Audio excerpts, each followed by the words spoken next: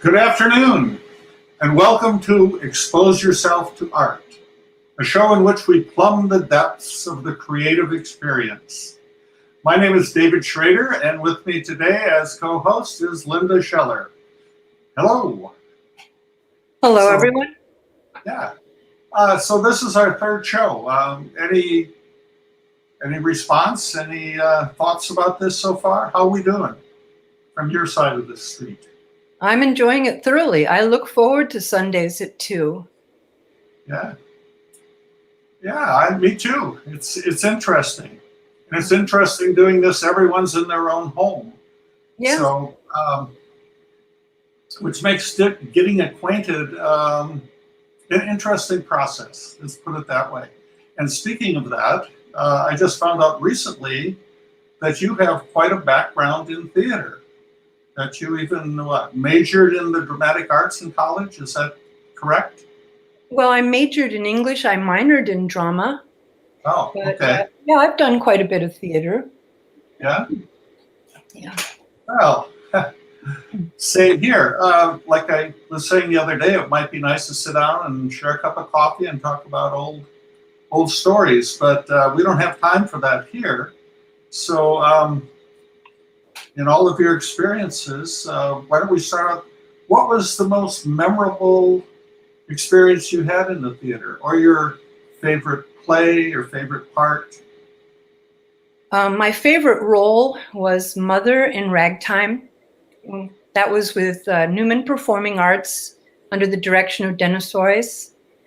It's such a beautiful, beautiful musical, and I got to sing exquisite solos like Back to Before and Goodbye My Love and the duet Our Children. We had a marvelous cast: Dwight Mahabir, Dennis Brown, Michelle Allison, Colton Pometa, Carl Bankston.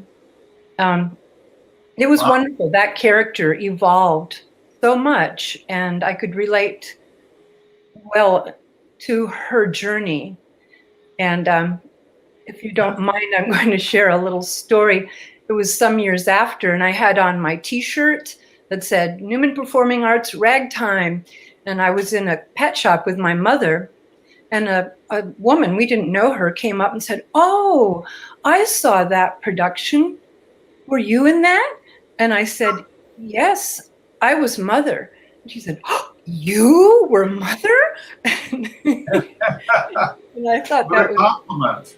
Yeah, it was. It really was a great compliment. So, it was, how about you, David? What was your favorite role? Oh, what about me? Actually, one of my favorite experiences and favorite roles was playing McMurphy in One Flew Over the Cuckoo's Nest. Oh. Back in the dark ages of Modesto theater in the 1970s, I think, late 1970s. And well, a couple things made it memorable. One is I am a clinical psychologist, so playing in a show that takes place in a mental institution, I felt right at home. And connected with that, as you said, the cast was wonderful. It's amazing when you give a bunch of normal people permission to be crazy. Uh-huh. We just had a great time. They were crazier than anybody I met in my actual practice, and we just had a great time. It went on. Anyway, you and I could talk about this for a long time, but today is not our day. Today is about René, and I will ask him to pronounce his name for me.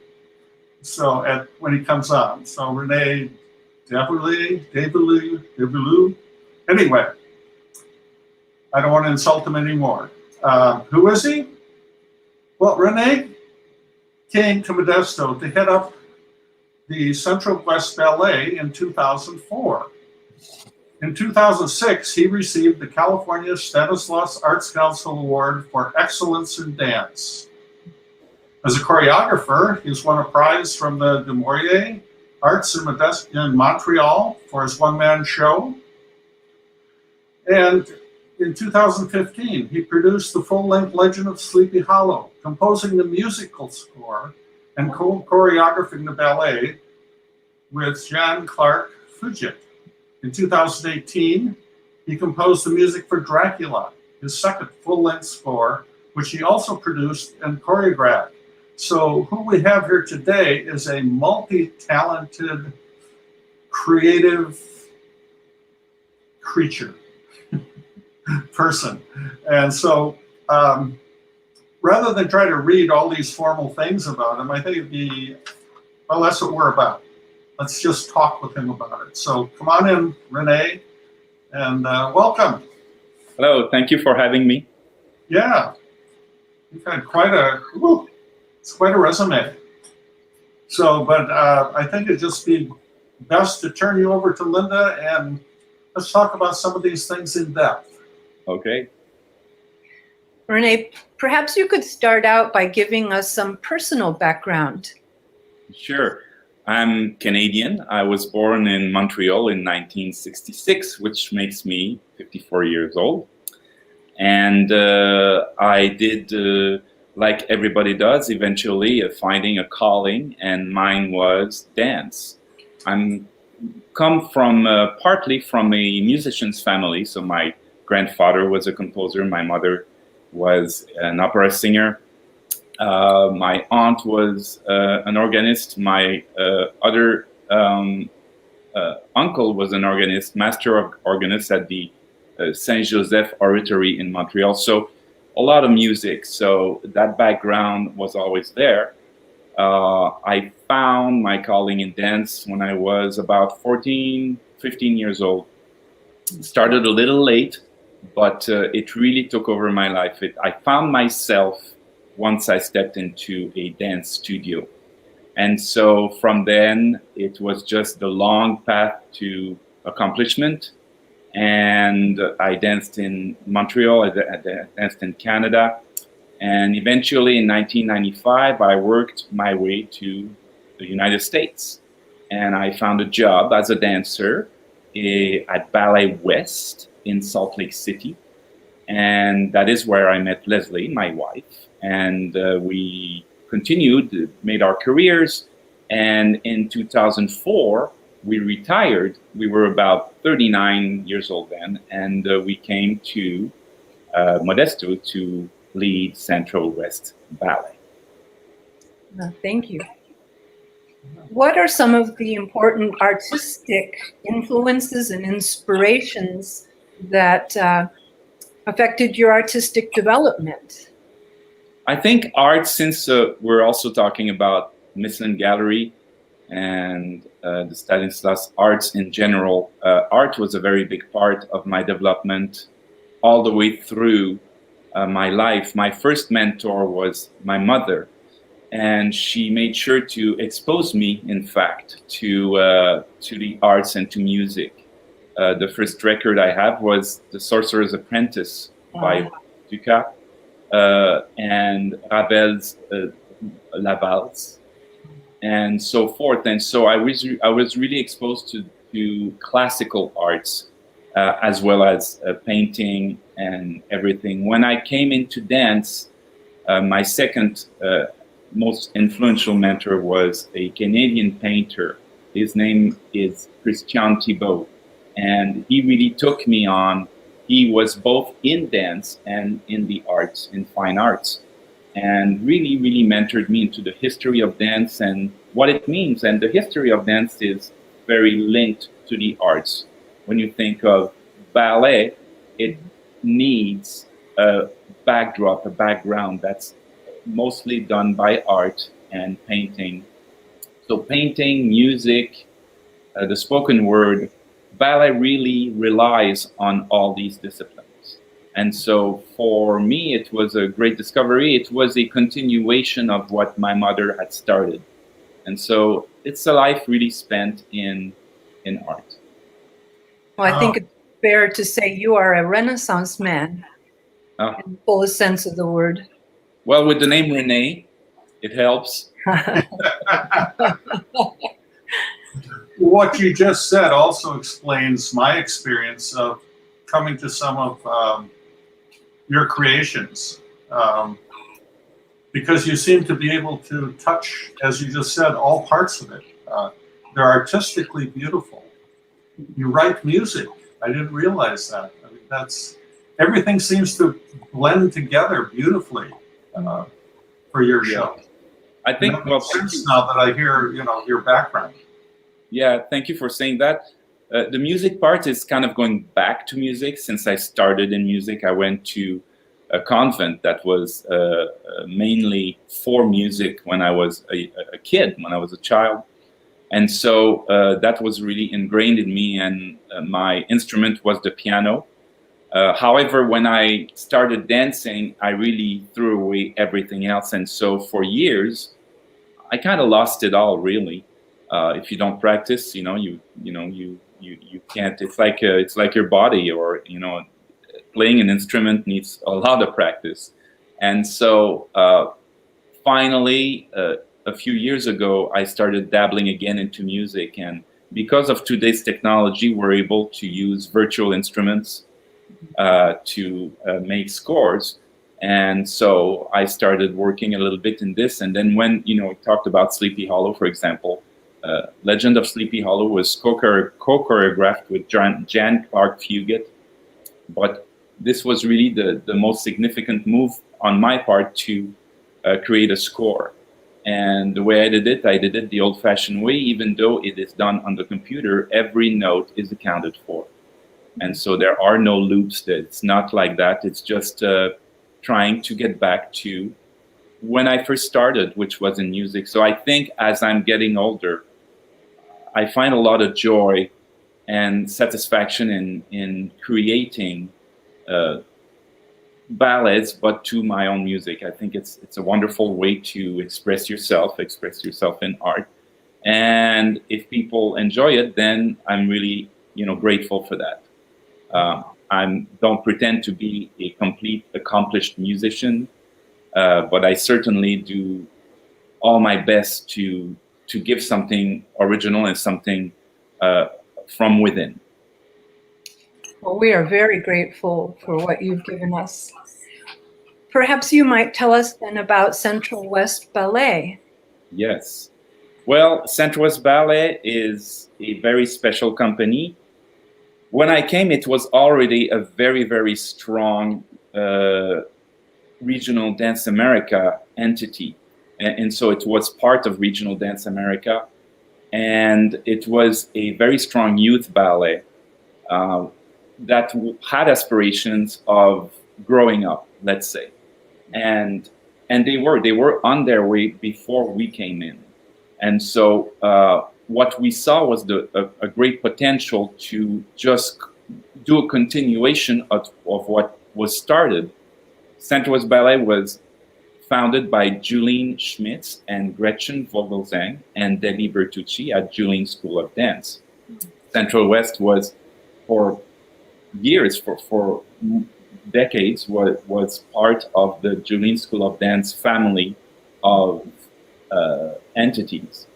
And when Leslie and I came, we were at Julene School of Dance. We taught there, and we took over the ballet to give it continuation. Eventually, the dancers grew older, and so we kind of started branching off, and it happened over the course of, I would say, maybe 8 years.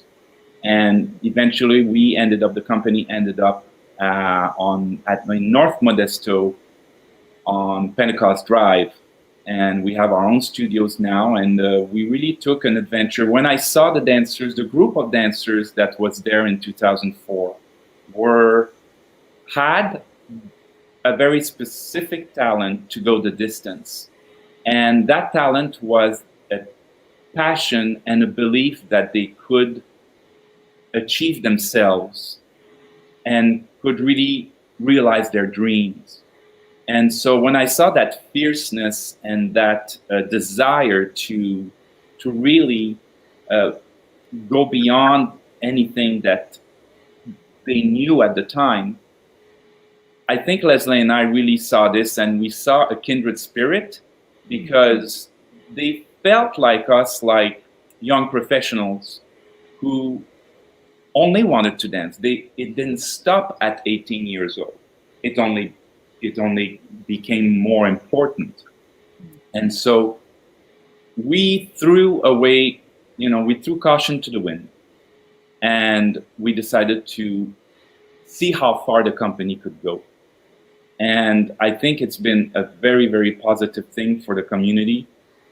It's been incredibly positive for Leslie and I. We were young as far as taking over an entity of any sort.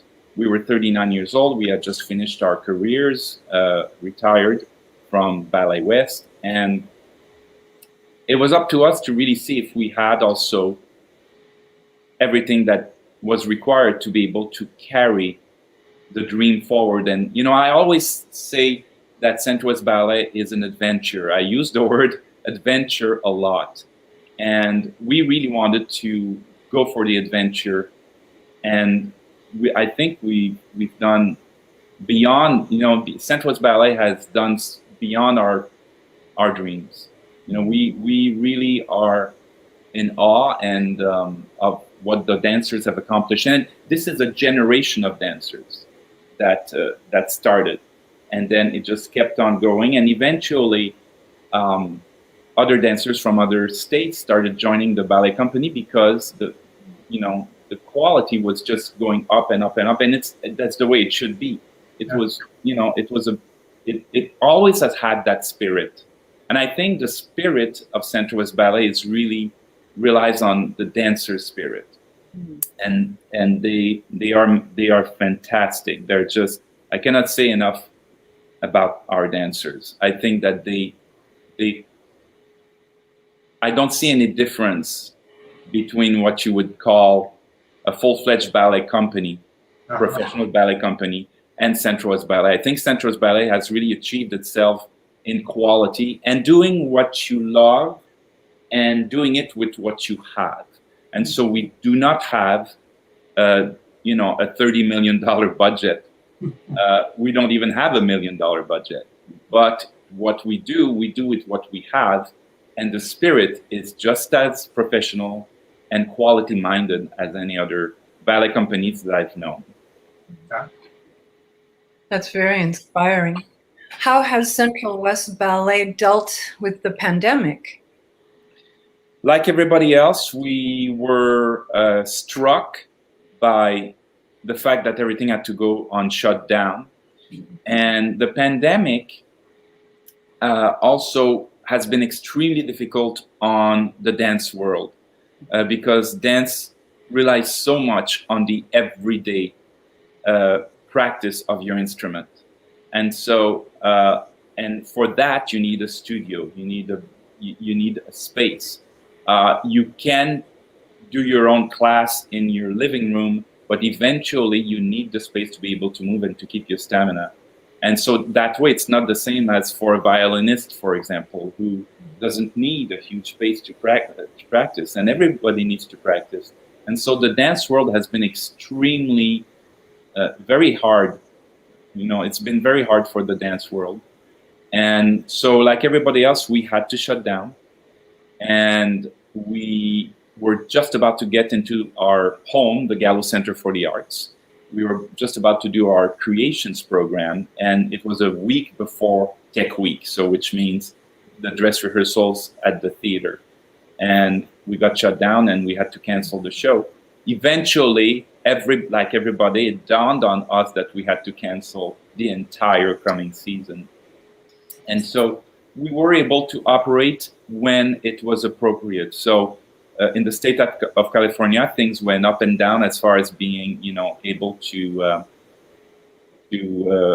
operate. And with things getting a little bit better, we can see that we'll be able to do a few events. We have one coming up, actually, which will be outdoors at the Oakdale Golf and Country Club on October 17th with a very small group of dancers, just our very close principal dancers. And it's a physically distanced audience away from each other and away from the performers. And it's going to be outside. And we're going to be able to do a little bit of something, a little fundraiser. But anything is better than nothing. And the dancers are really needing to be able to move around. and to get back, hopefully to get back in the studio eventually. Have you been able to find a way to bring the dancers back into the studio? On and off, whenever it was feasible, when there was, the rules keep changing. So, but, less than 10, less than 6, it depends on the gathering situation. So we've been able to do it, but on and off. It's not like a continual line of operations. We are, I would say, partially operating. Okay. Yeah, it's you have two things going. One is you need to be together to practice, and then you need an audience to perform. Oh yes. So you were stuck at both ends. Yes. At both ends. Yes. Yeah. For the performing artists, it's very difficult. It's difficult for musicians, difficult for the opera, difficult for the theater, and Modesto Performing Arts, for example, has been very, very difficult. And we've all talked together, we all talk together like we're doing today. And, Paul Tischer, we had a talk about it. We've talked with Carolyn Nichols at the Modesto Symphony Orchestra. We've talked with Roy Stevens and Annalisa Weinberg at the opera, and we've talked at the Gallo Center with Lynn Dickerson. We are all basically, as far as the performing arts, we are all in the same boat. And I think one of the great things is we support each other, and everybody has been nothing but supportive. The other resident companies in town have been nothing but supportive. Same thing for Prospect Theater. Everybody is trying to find a way to keep the teapot warm, so to speak. They're trying to just get through what might be another 7 months of back and forth until things get better. And so our job is really, for us at Central West Ballet, for the staff, is to just make sure that the company still has doors to open by the time everything goes back to some kind of normal. The other companies you talked about have been moving towards putting things online. Have you done anything in that direction? We are about to do this, actually. We are going to be releasing Legend of Sleepy Hollow on film, which was from video archives, basically, of our shows. And we are doing this in October. We're also going to release some highlights from Dracula. We've done we've dabbled a bit into some, sort of making ofs or documentaries on our ballets, and we posted that on social media and on Vimeo and all these platforms. And so we're in the midst of doing that, of working on that, and it's going to be fun. It's fun for everybody to see themselves dance. For the dancers, it's going to be great, and it keeps everybody going. I think it keeps the interest, and it also reminds people of how important the arts are to our community. I think what the coronavirus has done is really put an accent on how important it is for people to have art in their lives. And that's the fine arts, the performing arts, and Hollywood that's had a really bad time. All the productions have been shut down, and they're trying also to find a way. It's everybody that is in the business of producing, making productions. It's very difficult, but we'll find a way. It might be a hybrid. It might be different when we come back. Maybe it's going to be using live performance and the streaming media. Everybody's guess is as good as everybody else's guess on that one. I think everybody's trying to do with what they have. Yeah. Well, I know Linda and I are fans of live performances, and we really miss all the things that have had to be shut down during this time. So you brought some things for us to see, and why don't we take a look at some of the accomplishments of Central West Ballet? Okay. Oh, before we do, I said this at the beginning of the show. How do you pronounce your last name? It's even hard for those who are French speaking in Quebec to pronounce my family name. It's if you kind of say it in an English with an English way, it's Daveluy, like Louis the 14th. Daveluy. So you would say René Daveluy. Yeah. Oh, okay. So is that okay with you? Oh yes. Not a problem. Okay. Well, why don't we cue up some of these memories, these amazing moments from Central West Ballet, and you can take us through it. Okay? All right. So, cue music. I think it's coming. Just a moment.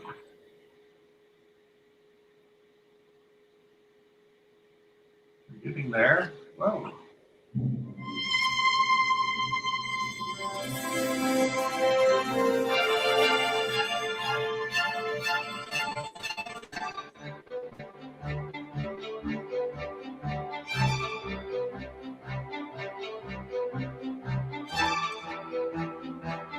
So this is right from the start of everything, from 2004 to 2020.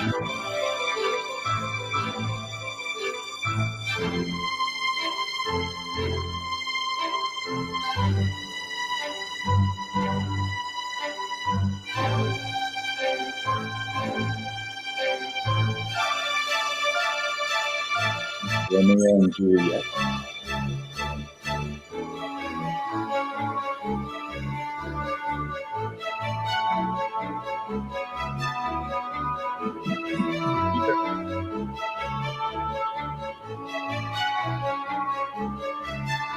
Many of our creations. 1,000 Nights. Cinderella. One Note.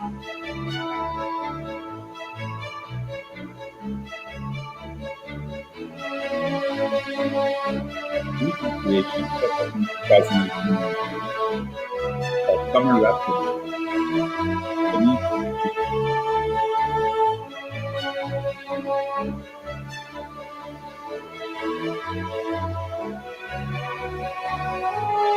Love Duet.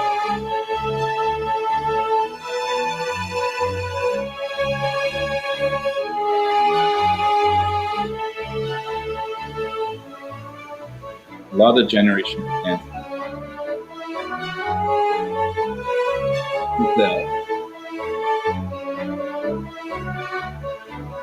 A lot of shoulders. A Persian in New York.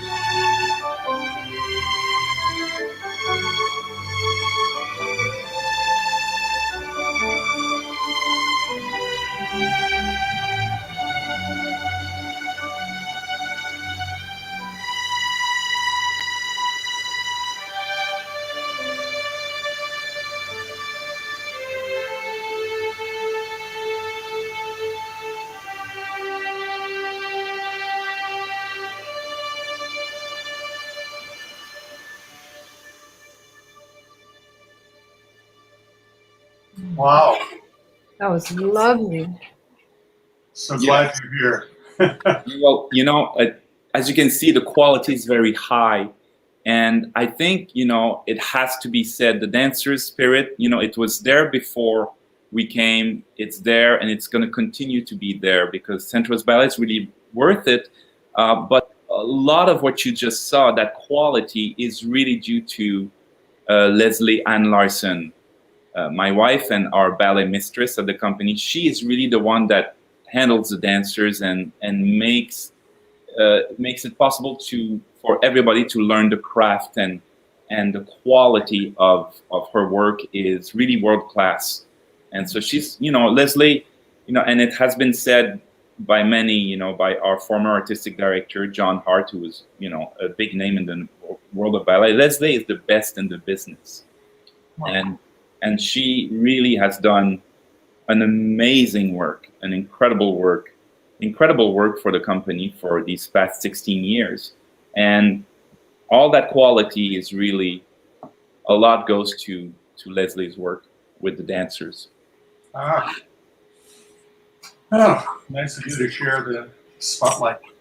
No, but I agree with you. What you said about the professional quality of this local company, compares favorably with, full-blown ballet companies. You're absolutely right. Well, yes, and we're really proud of that. And we say it, in all love and admiration for all the other companies. For us, it's really that quest. And I think the dancers, they've always understood that. Even when we started, the company was younger, but they understood that, and they were willing to go on that adventure, to realize themselves. So you brought some other pictures too, Sure. Other stories from the company. Let's take a look at those. Okay. So here we go. Yes. So this is me. This is me in Canada. This is as Apollo in Balanchine's Apollo, and it was with the Ottawa Ballet, a small company, but it was a wonderful company, which was led by Frank Augustine as its artistic director. Frank Augustine was a famous dancer, and he was mentored. He was put on the map and mentored by Rudolf Nureyev. And so I was very fortunate to be able to work with people like that, like Frank. This is Leslie and I many years later in Modesto at the Gallo Center in Balanchine's Who Cares? And so it's kind of just 2 or 3 pictures of that's about me really, but just to show you the history of how we came to Modesto. This is the last time I danced, and that was in 2018 that I officially danced on stage, and that was a tap dance. I've always loved tapping, and my partner there is the lovely Noelle Im. She is one of our lead dancers, and she's a wonderful ballerina, and also a wonderful tapper. And so we did it. We've been doing some tap together whenever I can get back in my shoes. But that was really the last time I danced. So. Yeah. So what about this carryover? Ballet, tap. Yeah. Apparently, it works well with you. Does it get in the way at all? No, it doesn't get in the way. Tap is a great form of dancing, and I've always had a lot of admiration. In fact, my hero I have so many, but my ultimate hero, I think, remains Fred Astaire. And when you think about the great dancers that this country produced, the United States, to me it's the nirvana of talent in dance. Yes, you do have Baryshnikov, you have Nureyev, you have Margot Fonteyn, you have so many great ballet dancers, and really, legends in their own time. But so much of dance has happened in the United States right from the beginning of the 20th century. And I think that that love of dance that I developed even as a youth when I was seeing Gene Kelly, all his movies, and subsequently discovered Fred Astaire. when I started dancing, it did not take long for me to find a pair of tap shoes and start trying to emulate those great legends, And I think that's part of the passion of being a dancer, is you learn it from someone else, and whether it's directly or by seeing them live or on film, it just kind of washes over you. And my love of tap, I've always, I've had Central West Ballet do a lot of showbiz and entertainment productions as well as the classics of ballet. And I think it's important for a dancer to be well-rounded, to be able to be a good modern dancer, a good ballet dancer, a good entertainer. And yeah, it's been a lot of fun. Okay. This is one of our first big ballets that we did back in 2007 and 2008. It's entitled Of Fairies and Elves.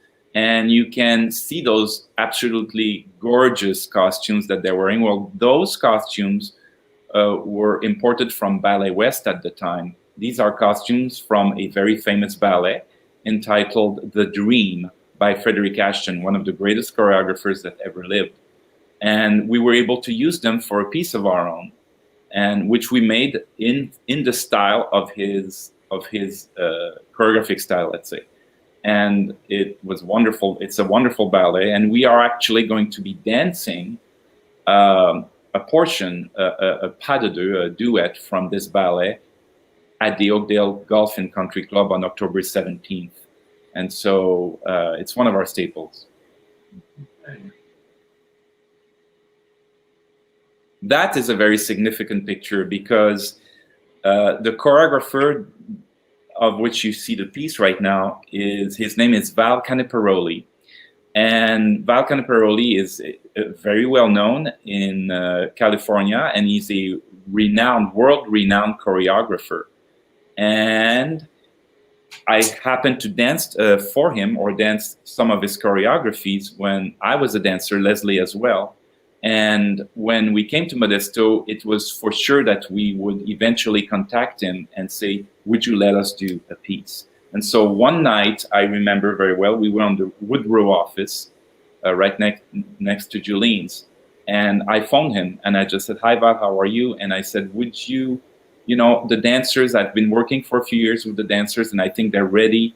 And I sort of auditioned for him. I sent him a tape of what we had done until then. And he said, of course, he's very generous, and his willingness to let us do a few ballets of his was the most significant thing for Central West Ballet. That really propelled the dancers in those days, the dancers that were there. It propelled them to make the leap into complete professionalism, and it pushed them to the limit. And it was so important from my standpoint to change the company and to make sure that it goes forward. And Val Caniparoli was the most instrumental in making this happen. For us, it was a treat, and very, very grateful to Val for this.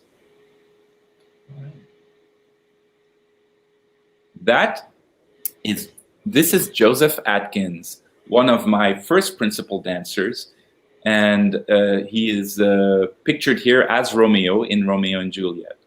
And that's the production from 2012. We also first produced it in 2009.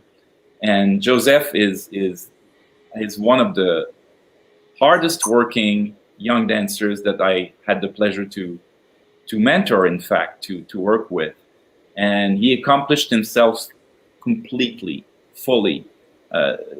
His artistry, his obsession with quality and everything made him accomplish himself totally. And he's a wonderful human being, and I love him dearly.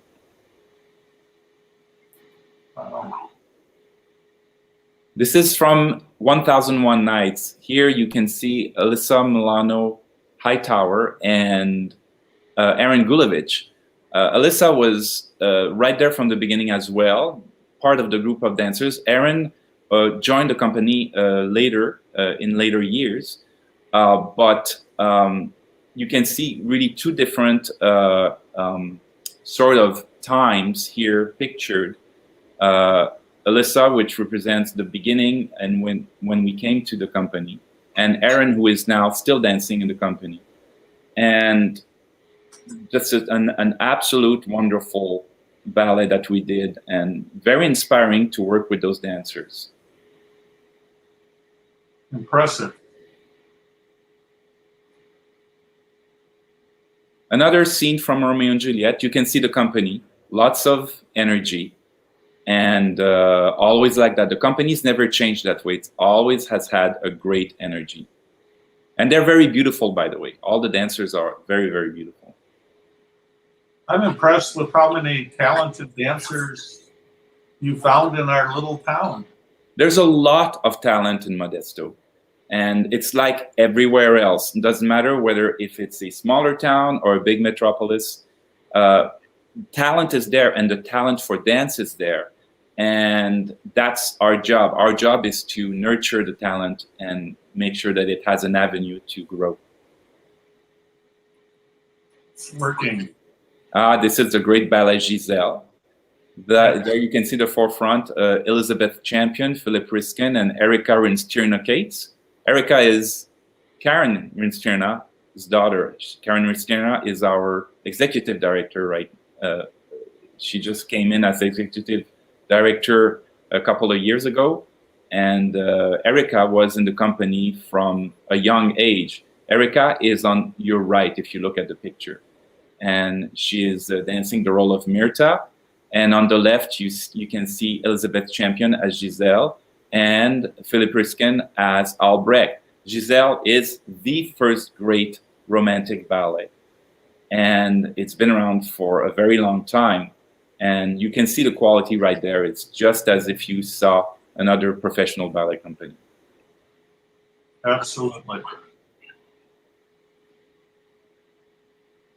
That's a more recent picture. This is the Nutcracker. Every year we do the Nutcracker.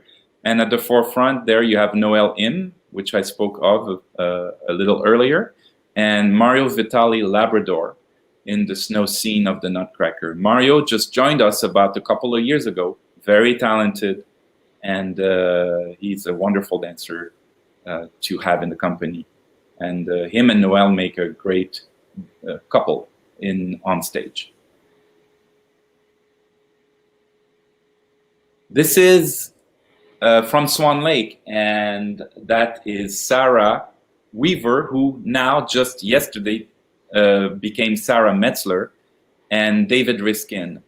David was my first principal dancer, actually. David, when we came to the company, him and his brother Philip were part of Central West Ballet way before, and Sarah grew up. Sarah was 11 years old when we first encountered her, and you can see how she grew.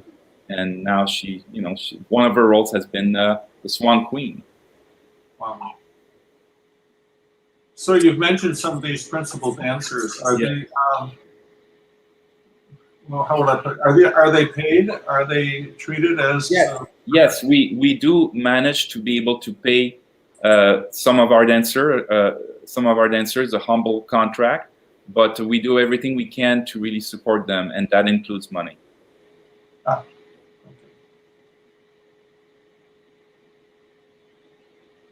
This is Sarah Metzler and Grant Landon in another of our staple ballets that I created on the company. It's called House of Folk. And it's to country and all sorts of fun music, and it's just a lot of fun to perform. Grant is now one of our principal dancers, another talented boy, and he's just wonderful, a wonderful young man.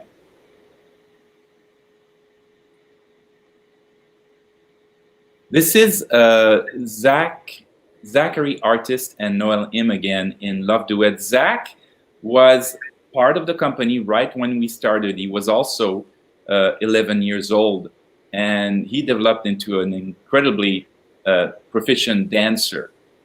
He did also go to Ballet West. He ended up at Ballet West eventually. But he came back through the years to the company, and it was wonderful to see him again and to work with him again. He's been very generous with his time. And that is from 2017, and he passed by Modesto and stayed with us for a while, and we were able to have him dance for us again. We were very grateful for that. Wonderful dancer and partner and everything.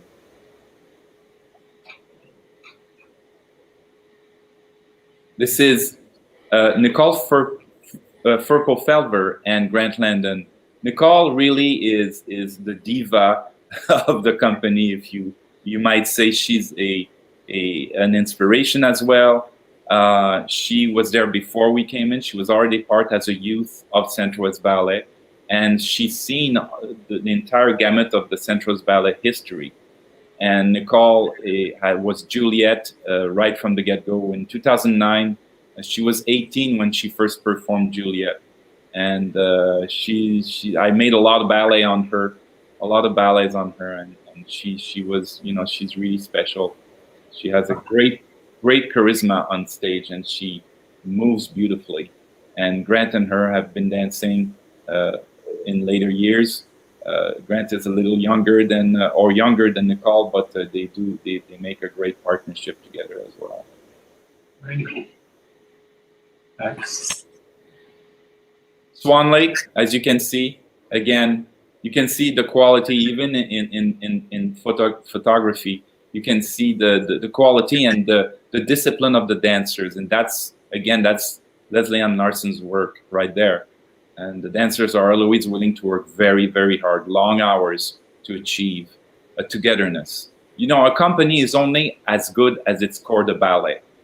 You may have headliners and principal dancers, but without a great corps de ballet, a company cannot achieve itself. I'm hearing you. Next. This is another great partnership that in later years, that's Nicole Furpo-Felver again and Aaron Gulevich, and they have danced a lot together, and they were the part of the creation of Legend of Sleepy Hollow in 2015, by the way. And Aaron was the quintessential Ichabod Crane, and Nicole was the quintessential Katrina Van Tassel. So, but this picture is from the Nutcracker, obviously. Okay. Next, here you go. A little bit of entertainment right there. That's Rat Pack in Review, one of our big shows that we've done over the years. And we actually did it last year at the Michelin Gallery. We did a few excerpts from Rat Pack in Review. And this is Philip Riskin heading a group of lovely ladies. So you see Nicole Furpo-Felver, Sarah Metzler, Carolyn Sheridan, who was part of the company, and Elizabeth Champion right there in the back. And both these ladies came from other states. And they joined the company, and they were with us for quite a few years, and very accomplished, very inspiring as well. And they have moved on to other disciplines. Carolyn is now a ballet mistress back on the East Coast, and also still dancing and beautifully. She was really wonderful to work with. And Elizabeth was Russian trained and exquisite dancer as well. So, beautiful ladies. And Philip Riskin, David's brother, was with the company for years and was a beautiful principal dancer as well. So I've seen Rat Pack a couple times. Was this your choreography? Yes. Most of it is my choreography. Nicole Furpo-Felver did a few pieces for our Rat Pack in Review, but everything was done. Yeah, everything was created on them by me, so to speak. Yes, okay. and it was an homage to the spirit of the legendary Rat Pack in Vegas. Yes, very entertaining. I don't know, mean to interrupt the flow of all of these pictures. Did you bring any pictures from Dracula? No, I did not. No, I just unfortunately I just put this together. Been very busy with trying to make our things make Sure. Okay. something for the company. But yeah, Dracula was another one that's our latest smash hit, let's say, and it was a lot of fun to Okay. create. Yeah. Well, we probably have time for then another one or two here. Let's see what's coming. Oh, are we done? Yeah, it looks to me like that's about it. Yeah. Okay. Well. Whoa. There we go. Linda, you want to move us on to the in-depth psychological probing here? Okay. Are you ready, Renee? Yes. What sound do you like best? The sound of music. Ah, there you go. Well, I have to follow that up then with what sound do you not like? What sound turns you off? You know, whenever there's all that gardening happening and you can't hear yourself talk in your house. Leaf blowers. Yeah, landscaping. Landscaping. Okay. Please finish this statement. I frequently dream about. I dream about dance. Ah, there you go. So, if you weren't a dancer or choreographer, what would you be instead? Did you ever consider a different profession? Yes, I would have stayed in music. Music as a as a probably a composer eventually. Okay. What's your go-to food? Oh, well, I don't know if you can. I would say a glass of wine. Okay. So, of these three, fame, love, or money, what motivates you? Love. Okay. If you could snap your fingers and be anywhere in space and time, where would you go? To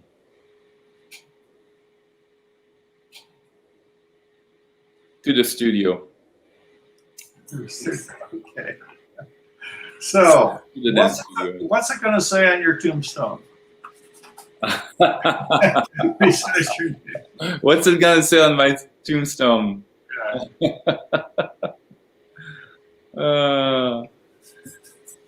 I would say just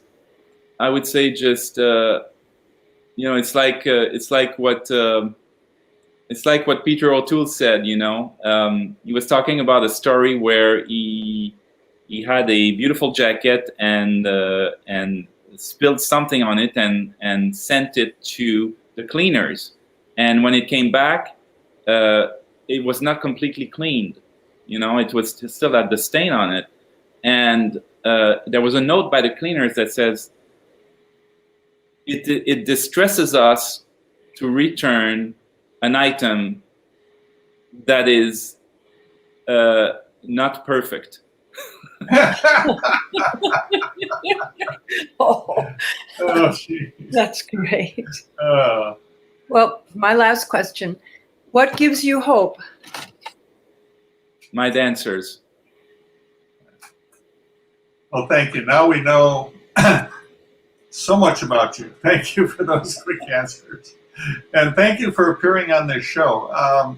And thank you for taking care of Central West Ballet. It's one of the cornerstones of our cultural community here. I mean, it's truly amazing. And I'm 100% behind you and can see what you're talking about the dedication of the dancers and your ability to attract incredibly talented people and develop them.